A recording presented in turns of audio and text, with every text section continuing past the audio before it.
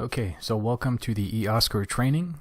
Today it's going to be very important that you kind of grasp what's happening here.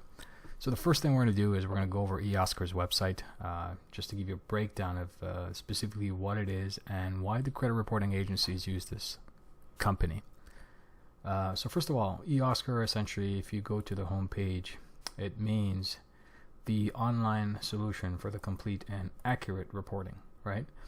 And one of the things that you have to keep in mind is every time we discuss credit, every time we discuss solutions for helping yourself with the credit reporting side when it comes to getting rid of those negatives or non-compliant items, we're going to refer always to the eOscar. And the reason why this is a very important step is because all the companies who are reporting and have a relationship with the credit reporting agencies use eOscar. That is the only way that the data is transmitted from the data furnisher, which is the company or creditor who's reporting on your credit reports, with the credit reporting agencies. So this line of communication is vis-a-vis eOscar and the Metro 2 software, right? So one of the things to keep in mind also about eOscar is that it has to be Metro 2 compliant, right? And this is a very critical role that we have to pay attention to, is because in the latest scenarios where you have the Consumer Financial Protection Bureau, they've had a lot of incidents where companies were not really compliant with the Metro 2 format. They were not really basing information accurately about customers, and they were missing information such as, let's say, dates, amounts, minimum payments, date of first delinquency, activities, etc., etc. We're going to go through that in the next couple of videos, but in short summary, basically, Metro 2 format is essentially, if you're not following this protocol when submitting data to the credit reporting agencies, it's really harmful and injurious to a personal credit file, and therefore it can actually lead down to a devastating path. And the CFPB does do heavy enforcements against them, right? So the unfortunate thing is a lot of people do submit complaints to the CFPB and don't get the outcomes that they're looking for. It's not due to the fact that the CFPB cannot do it. It's just because they're over inundated with a lot of customers submitting complaints, and they need a series of different infractions. So if they feel like a customer is really being hurt, or there's some things that are really affecting the way the reporting is, and the customer is not able to do certain things, and it's hurting them financially, then eOscar, through that process and Metro 2 format, CFPB can take pretty prominent actions against those data furnishers. Okay, so that's the very important thing to keep in mind. So Metro 2 compliance is really the key. It's very important. You really need to dig deep and understand that without this system, credit reporting wouldn't exist, and it made solutions for reporting easier. Okay. So of course this is a web-based platform, right? So there's two different types of forms that are used during eOscar reporting. The first is the ACDVs, which are automated credit dispute forms.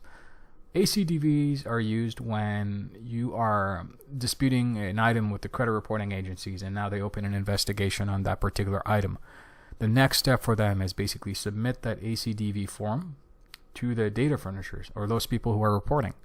In that form, they include a series of different things. Now, in the latest and updated scenario, there's something called the Credit Reporting Settlement Agreement. And what that is, it took place in the state of New York through the Attorney General's office and a series of other legal firms. And during that process, they made an update on the ACDV form.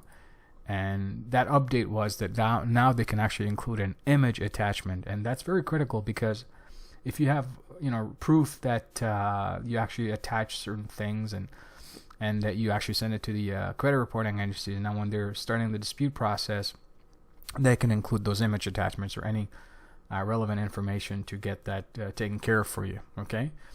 And then the secondary form is the Automated Universal Data Forms, which is the AUDs. The AUDs are essentially forms that are submitted back to the credit reporting agencies after the initial dispute is filed. So the first step is ACDVs, which is the Automated Credit Dispute Form verifications, are submitted to the creditor or data furnisher. Once the data furnisher gets it, their response is categorized with a AUD form, which is an Automated Universal Data Form. And during that process, there's a little checkbox, which is also included based on the Credit Reporting Settlement Agreement. And that checkbox states that this is certified, compliant, and accurate So basically, if something is validated or verified on the credit reporting side, if you go to court and you request discovery, which is essentially a process of where you can actually investigate internal documents and procedures of, let's say, a data furnisher when they're reporting information about you, when you ask them for, during the discovery process, to view this AUD form, you'll notice that a lot of them actually do check the box. Of course, you have to, because if you don't, then the Metro 2 software won't recognize that. So once they do check that box and they say it's certified accurate, basically they're saying that it's certified Metro 2. And if they lie under that, it's a very severe penalty. And I've noted that in the recent past few months to years, eOscar has been known, especially with the CFPB, to give fines upwards of $100,000 per incident, right? So you can calculate multiple incidents based on the amount of months that the item is reporting inaccurately. You know, those could be, every month could be one incident, and all these sorts of things, right? So that's one thing to keep in mind. So this eOscar platform is really the critical thing to understand about credit reporting, and this is something that you absolutely need to be very well aware of. I want you to be familiarized with this. Every time you look at an item, the first thing in your mind in your credit report should be, hey, did this follow the eOscar protocols? Is it Metro 2 compliant? Can we see evidence that it's not really certified accurate, right? Can we see evidence that can lead down a path of a devastating fine for the data furnisher? Can we see evidence that the credit reporting agencies are being negligent? So that's one of the key strategies to really understand a credit report. And we're going to deep dive into it. We're going to talk about credit reporting. We're going to talk about how to really analyze a credit report the right way and how to use eOscar to your advantage. So you really don't need these templates anymore. What you really need is to understand the law, to understand the software required, to understand Metro 2 compliance, and to understand that the ACDVs and AUDs are very critical documents and procedures in the path of resolving a dispute or challenge. So we're going to go ahead and look through that in the next couple of videos. So first of all, welcome to Module 6, and we're going to go through the 12-step eOscar setup. So this is the first step. The first step is really understanding eOscar and understanding how the system works.